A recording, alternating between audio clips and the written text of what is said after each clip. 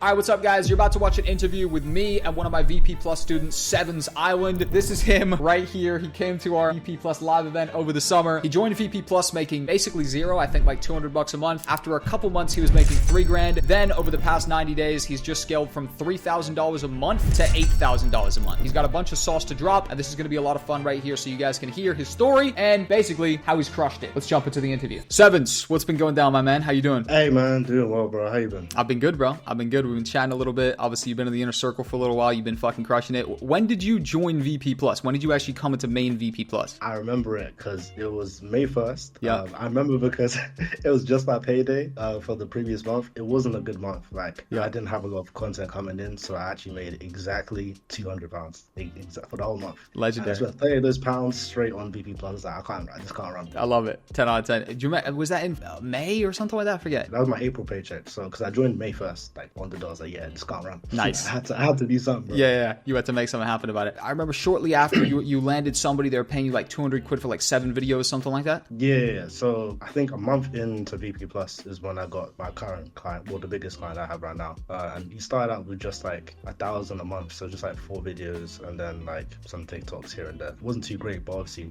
kept on working, kept on growing, getting results. So now it's like majority of my income right now. So hey. That's sick. That's sick as fuck, dude. Yeah. So you basically joined VP Plus with zero income. Yep, pretty much. That's sick. A month after you had about 1,000. And when did you, I know when you joined Inner Circle, but for anybody watching this, when did you actually come into our Inner Circle? It was after the mastermind, right? So that was August 15th. Yeah, so after the mastermind, we had a great day.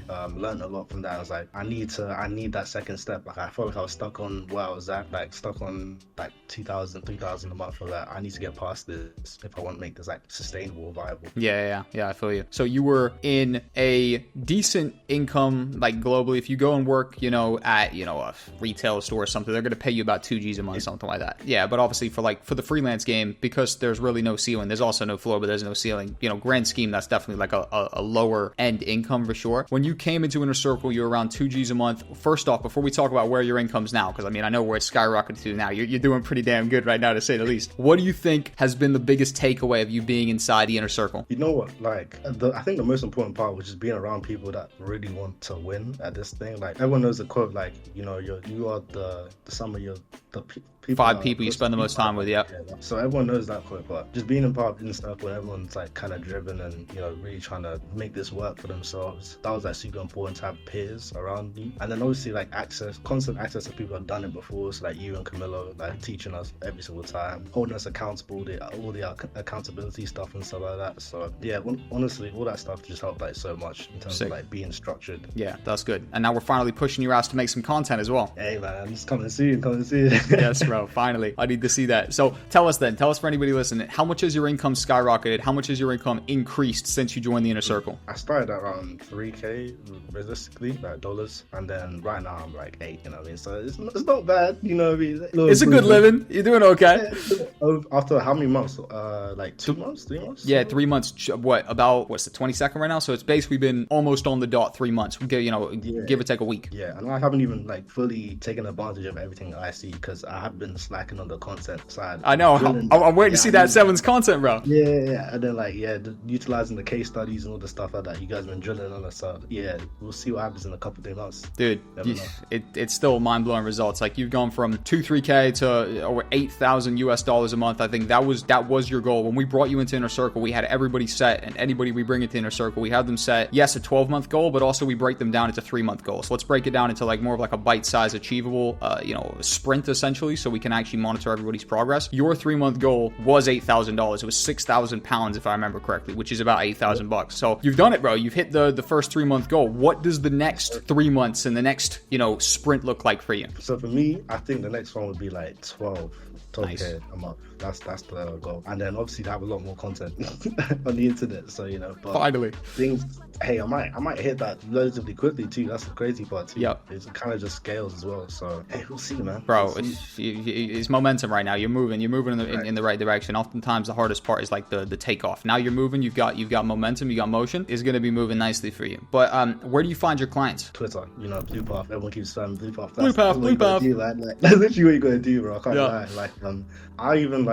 I snipe people off YouTube jobs. Nice. So I'll go there, see who's, oh, you need an editor, you need an editor. All right, cool. Let me make a little quick before and after for you, send it your way. Nice. See if you like it. If you like it, you like it. You know what I mean? And people like it, so, you know. That's sick. I mean, I love that because I think at the end of the day, YouTube jobs, YT jobs is something that is inaccessible, or a lot of people think it's inaccessible because like they only hire people with like 100 million view portfolios, blah, blah, blah. But that's the best tactic, is when you see that they're hiring on YT jobs, you go take their video, you make it better, you tag them in it on social media, or you approach them in the DM and you do value first outreach. You skip the queue. They would much rather hire somebody with a smaller portfolio who's put their money where their mouth is and actually done an edit up front and showed their skills up front, rather than sift through endless, tedious profiles and vet their past work and all that kind of stuff. So I think you've absolutely crushed it. So what kind of clients, what kind of niche are you working in? Entertainment. So right now I'm working in just pure entertainment, like white room content, basis type content, and then sports as well, doing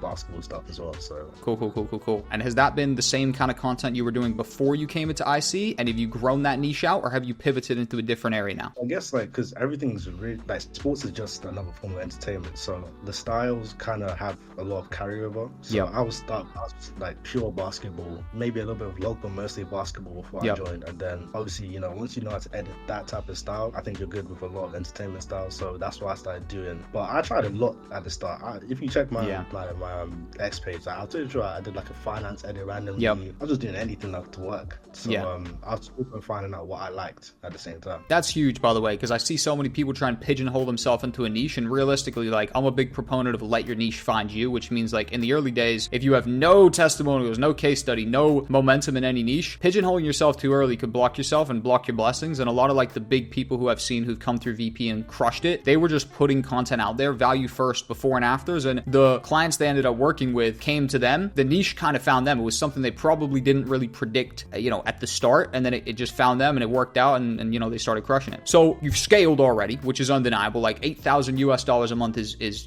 next level. It's absolutely undeniable. Even if you go get like a tech job at some fucking Microsoft or something like that, they pay you like probably less than that, right? So you're outperforming doctors, you're outperforming tech Microsoft executives. You're doing fantastic. But obviously, when you get a taste for it, you want to keep going. So where are you going next? How are you going to scale? What are your thoughts on scaling right now? So I guess scaling, because obviously that's what I think that was the thing that helped with IC as well. In the circle the most, because before joining, I was like, all right, cool. If I can get to 10K a month, I'm rich. I'm cushy. I'm buying the Ferrari, the Lambo. I'm sorted. You're financing a fucking Lamborghini. I thought it was cool after that, but like, I guess you guys really gave me perspective on like, I guess how money works, or like how wide this goes, how far this can go. So you made us set a crazy goal of like 50K above by next year, which is that's a goal, man. Like, I'm gonna grind for it. Me personally, if we get there, it's how much work you put in at the end of the day. So that's what I'm gonna go for, and then see, even if I miss that, I'm gonna be at a crazy number by that point. So as long as I'm trying, I'm there. That's the whole point, is like, there definitely can be a case made for, if you're achieving your goals, they're almost too small. What serves a bigger purpose? Like some really practical goal of like, okay, I'm getting to like 2.5K next month. Next time I'll make 3. Okay, cool, sure. But it can be a much more motivating factor to have a big grandiose goal that you're going for. And I've always been a big proponent of, even if you fall short, you still came a hell of a long way. And I think you're headed in that direction 1000%, which is beautiful. And the fantastic part about the freelance game is that it is scalable. Once you're in your position and you have demand, which is really the hardest thing to drum up in the early days, you can start to bring on junior editors and people below you who don't have that demand yet, and they'll happily give a piece to you to essentially rent your clients off you, which is, you can make a case for that being what an agency is. They'll happily pay you a percentage to rent the clients from you. You outsource the work to them, and then you can start to bring on a lot more people. You're doing videography stuff and video editing stuff right now. So where's your like dream evolution of this? Is it you being in the field and filming stuff and having editors that take care of all the editing? Is it you, not to put words in your mouth, handling the biggest clients? Or like, I'd love to hear your thoughts on like, what's the dream evolution of this for you? So I think I'm such a, like, I want to just work on what I enjoy, and like everything beyond that I don't really worry about. Like with editing right now, I'm still having like so much fun editing. So it's kind of a blessing at that point. So I'll be handling editing for like the fun stuff. Nice. For the most part. Nice. I'm gonna keep that up for sure. And then videography, I'll probably phase that out eventually, but it's good to like get outside. I've gone to like multiple different countries of like videography, like so Spain, sick, like France, like just us around the world, innit? Sick. And it's kind of chill on that too. So right now I'm at a great place, and I'm just kind of seeing what happens at the end of the day. Like, see what happens 3 months, 6 months from now. Super sick. I'm there. I like it. I love it. I mean, that was a big thing for me in the videography days, where like the videography paid a lot less than the video editing, where I was going to clubs and everything like that. But when you're an editor, you can just be a fucking recluse and just sit in the house all day. So you need something that like brings you out the crib and like actually touch some grass. Literally, bro, because I've been inside like from the first day I joined VP Plus, May 1st, up until August at 9th.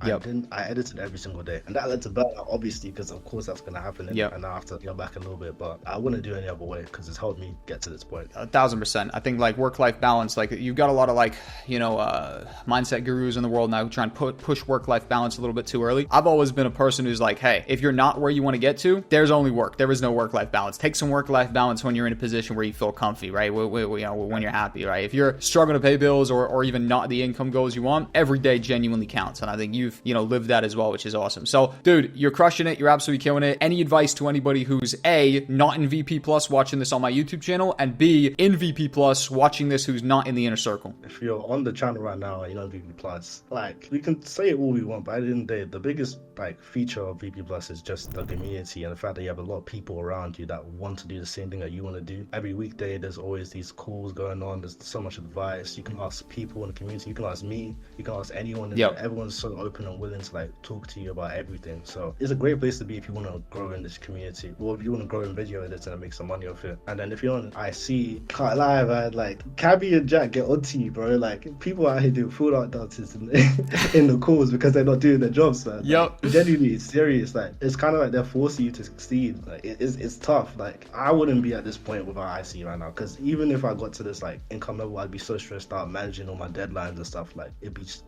wouldn't work. So hey man, IC, what we doing, man? What we doing? Like just pay up, man. We gotta go. We gotta join.